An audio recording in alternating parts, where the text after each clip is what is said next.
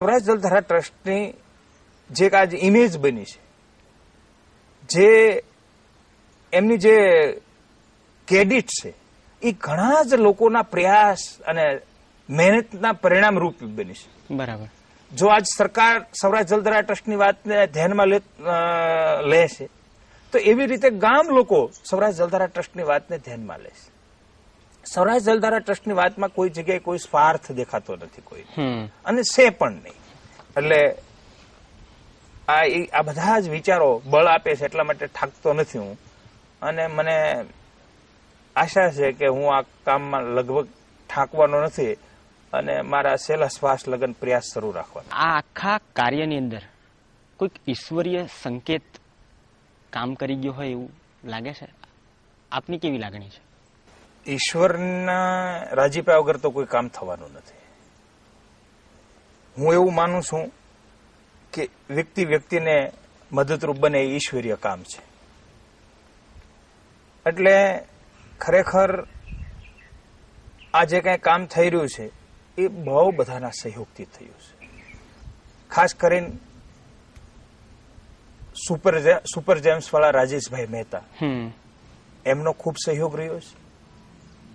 બી અરુણ વાળા અરુણભાઈ અને એમના પરિવારનો ખૂબ સહયોગ રહ્યો છે. એવી જ રીતે અમારા કિશોરભાઈ માલદાર હોય, ગોવિંદભાઈ કાકડિયા હોય, ગોવિંદભાઈ ધોળકિયા હોય, અનેક લોકોનો અમને આમાં સહયોગ છે. એટલે આ બધાના સહયોગથી આ કામ પૂરું થયું છે. અને ઈશ્વરીય સંકેત કે ઈશ્વરીય કામ કે જે કે કહી શકીએ. મથુરભાઈ, વિશ્વની સંસ્કૃતિઓનો જો ઇતિહાસ જોઈએ આપણે, તો આપણી સિંધુ ખીણની સંસ્કૃતિ હોય, નાઇલ નદીની સંસ્કૃતિ હોય, કે પછી મિસિસિપી નદીની સંસ્કૃતિ, માનવ સમાજ માટે નદી સંસ્કૃતિ બહુ જ અગત્યની રહી છે. કાળક્રમે આ વાત આપણે ભૂલી ચૂક્યા છીએ.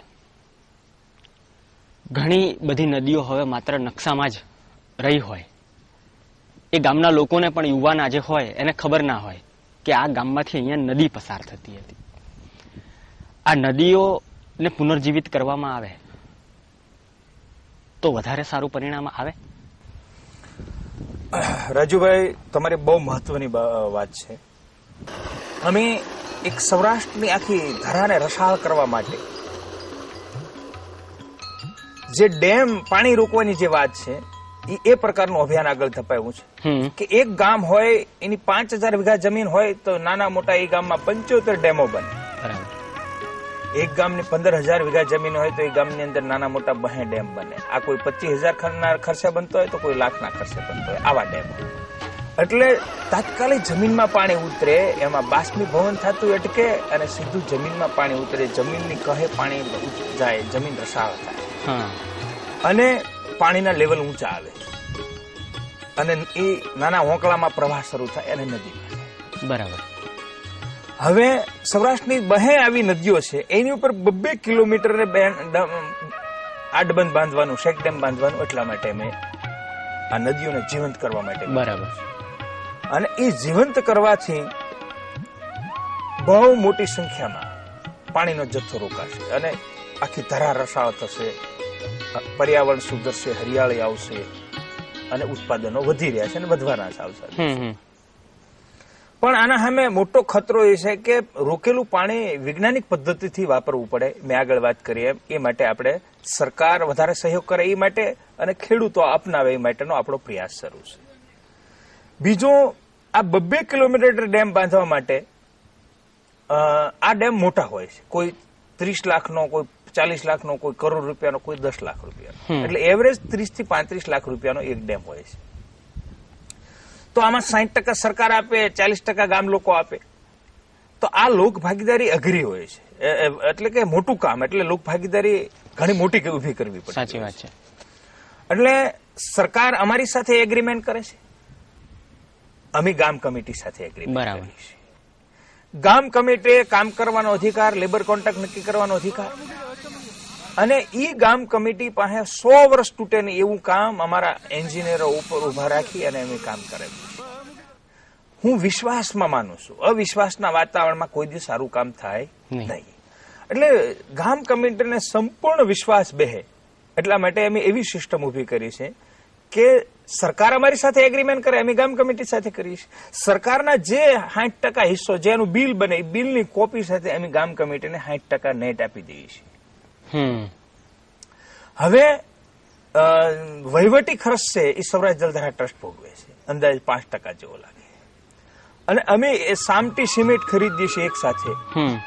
અમે બજાર ભાવથી ગામ કમિટીને 20-25 રૂપિયા આ વર્ષે સિમેન્ટ સસ્તી આપી શક્યા છે. 10 લાખ બોરી અમે ખરીદી. એવી રીતે સૌરાષ્ટ્ર જલધારા ટ્રસ્ટના 40 જીસીબી મશીનો જે છે એ અમે પાયા ગાળવા માટે કામ કરવા માટે મફત આપીશ ગામ કમિટીને. એટલે 3 મળી અને 20% જેવા થાય છે અને 10% ગામ લોકો કાઢે છે. એ એની પાસે એને રાખવાના છે, એને હિસાબ રાખવાનો, એને વાપરવાના છે. બરાબર. અને 10% એની મહેનત હોય છે. એટલે 100% રૂપિયામાં 100 વર્ષ તૂટે નહીં એવું કામ સૌરાષ્ટ્ર જલધારા ટ્રસ્ટ ગામ કમિટી પાસે કરે. 40% જે લોકફાળાની વાત છે એમાં 20% તો આડકતરી રીતે સૌરાષ્ટ્ર જલધારા ટ્રસ્ટ આપે છે. પ્રકારનો સહયોગ થઈ અને આ મોટી 20% જેવી સહાય થાય છે. એટલે હવે આ નદીઓવાળા ડેમમાં એક વિશ્વાસપાત્ર વહીવટ થાય. આમ ગામ કમિટીને આમ સમજી શકાય એ પ્રકારનો અમે વહીવટ આપ્યો છે. અને આ પ્રસંગે હું સમગ્ર સૌરાષ્ટ્રના લોકોને વિનંતી કરવા માંગુ છું કે આપના સીમાડામાં કે આપના ગામના પાદરમાં નીકળતી નદી ઉપર ડેમ બાંધવા માટે આગળ આવો. આપના ગામના ખેડૂતને આ ડેમ બાંધવા માટે માનસિક તૈયાર કરો. ગામ નામની કોઈ વ્યક્તિ હોતી નથી. 5 ડાયા માણસો એ ગામના આગેવાન હોય છે. એ જ ગામનું હિત કરી શકે, ગામને એક કરી શકે. એટલે આપ સમજદાર માણસો છો. પાણીની આ નહીં કરી તો આવનારા દિવસોમાં પાણી માટેની કેવી સ્થિતિ થાય છે એ આપ સારી રીતે સમજો છો. તો આપણી ફરજ બને છે ગામના લોકોને એક કરી તમારા ગામના જ્યાં રહેતા હોય ત્યાં તમારા ગામના વિકાસના પ્રવાહમાં એને જોડવા માટે તમે આમંત્રણ આપો. એના એડ્રેસો સૌરાષ્ટ્ર જલધારા ટ્રસ્ટને આપો. અમે પણ એમને તમને સહયોગ કરવા માટેનો પૂરો પ્રયાસ કરશું. અને આવી રીતે સંખ્યાબંધ ગામોને એના ગામના ધંધાર્થે બહાર ગયેલા લોકોનો સહયોગ મળ્યો છે. તો મને વિશ્વાસ છે કે આ સૌરાષ્ટ્રની ધરાને રસાળ બનાવવા માટે 200 નદી ઉપર જે 5000 ડેમની જરૂર છે એ કેટલા વર્ષોમાં અત્યારે પૂરા કરશું એ કહેવું મુશ્કેલ છે. પણ આવનારા 5 વર્ષમાં પૂરા થાય એ માટે આપણે પ્રયાસ કરવાના છીએ. આપણે બધા સાથે મળી આ અભિયાન આગળ ધપાવવી. આ અભિયાન નથી સરકારનું, નથી કોઈ એક વ્યક્તિનું કે નથી કોઈ સંસ્થાનું. આ અભિયાન ગુજરાતની 5 કરોડ જનતાનું છે. આપણું અભિયાન છે. આપણે ભાવિ પેઢીને આ હરિયાળો વારસો આપવાનો છે. ત્યારે આપણી ફરજ બને છે કે જેવ આપણા વડવાઓએ આપણે માલ મિલકત સાથે હરિયાળો વારસો આપ્યો એવો વારસો આપણે આપણી પેઢીને આપવા માટે પાણી રોકવાનું કામ કરવું પડશે. રોકેલા પાણીનો ઉપયોગ ખૂબ જ કરકસરથી કરવો પડશે. તો જ આવનારી પેઢીને આપણે હરિયાળો વારસો આપી શકશું. આપણે બધા સાથે મળી આ અભિયાન આગળ ધપાવવી. આભાર.